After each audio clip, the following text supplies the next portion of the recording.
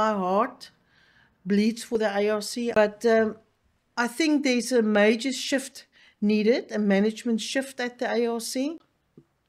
There should be investment in capacity, but also investment in maintenance. I mean, we funded some projects and then we hear that the ARC can't water the orchards because the pump is broken and they've been waiting for it to be fixed. That you don't want to hear when you do research. So I think there's a 360 turnaround needed for the ARC.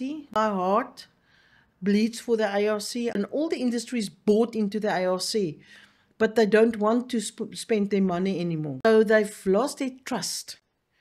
They're not a trusted research partner, which was on the one hand bad for us at the department, but because you had now the farmers knocking at our door to help them with the research needs.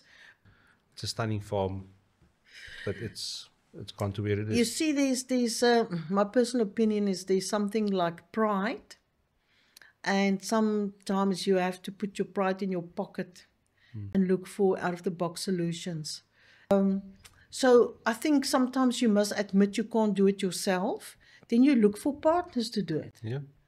And that is the best, because you can't go alone, especially with financial resources and some pressures.